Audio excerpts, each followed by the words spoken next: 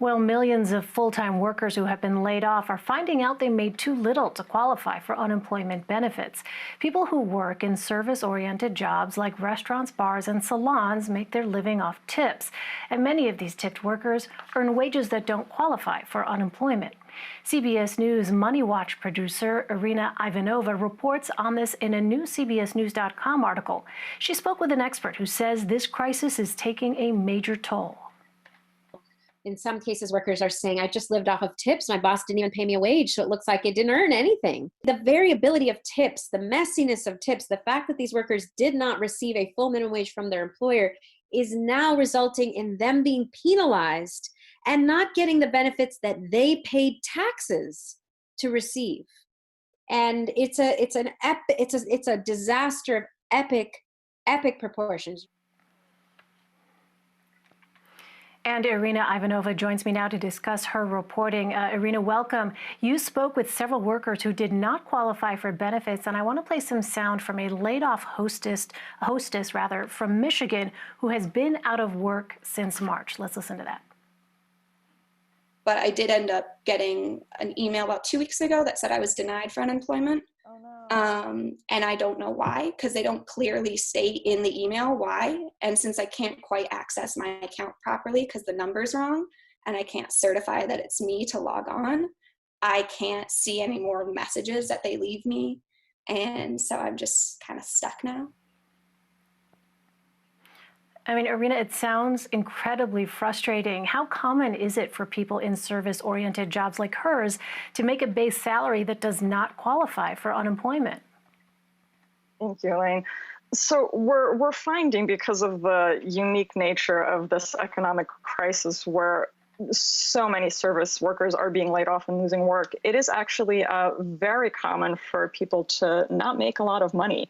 There are about 6-7 million tipped workers in the U.S.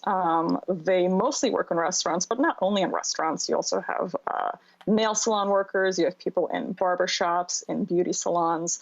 One unemployment expert I spoke with estimated that 1 to 2 million workers could be missing out on unemployment if their tips were left out of their earnings. That's a lot of people.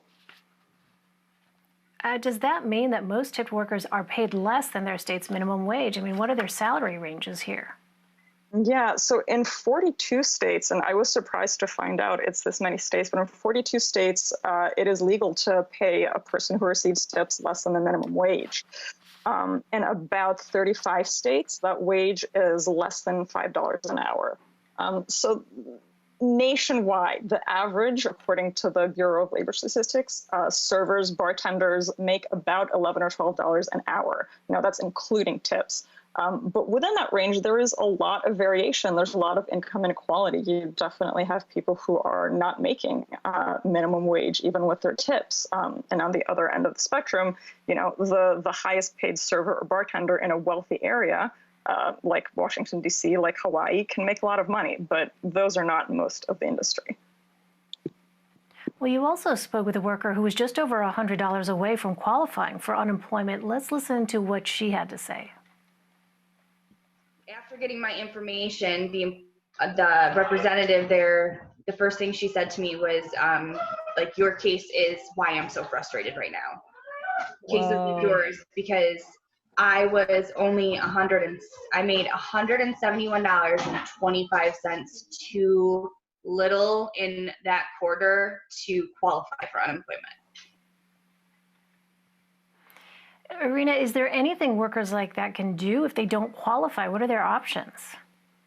Yeah, so the worker we just heard from was eventually able to get her benefits weeks later after she called the governor's office, she called one of her senators, she called her congressperson, and she got involved with a nonprofit that agitates around the issue of people not getting unemployment.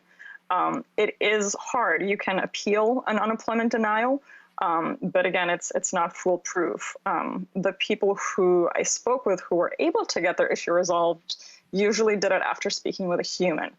Whether it is somebody at the unemployment office who you were finally able to get on the phone, whether it's local officials. But, you know, something experts point out is that most people who get denied, they don't appeal. You know, they just sort of figure out what else they can do and they move on. I spoke with another server in Pittsburgh who had a similar situation. He was denied unemployment because he didn't make enough. And even though his manager offered to intervene on his behalf to try to get his case pushed through, the server decided it just wasn't worth the effort. He figured by the time his benefits come through, you know, he hopes to be back at work. You can understand how incredibly, as I said before, frustrating this must be. But aside from this wage issue, Irina, what else is preventing people that you spoke with from receiving unemployment benefits? Yeah, so one of the things that has been so frustrating for so many people is you don't always know why you got denied. And unfortunately, there are a lot of reasons, you know, that your claim could not go through. In addition to the wage issue, there's a work history issue. If you've worked a lot of jobs one right after the other, you might not have a long enough work history to qualify for unemployment for a particular job. You know, your employer might not have reported all your hours. So again, you don't make that qualifying cutoff. You haven't worked enough to qualify for unemployment. Your employer may have paid you under the table.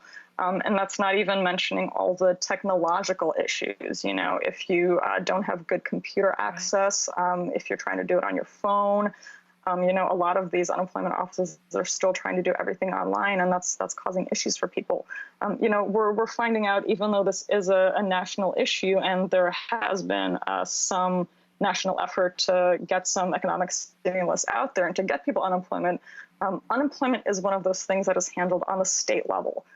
There are 50 states with 50 different systems. Each one is slightly different as far as what is required, how you apply, what they want you to do, and your luck can really depend on the particular state that you live in. Just a myriad of obstacles, it sounds like, for Americans to try to navigate. Irina Ivanova, thank you very much for sharing your reporting with us. Thank you so much, Elaine.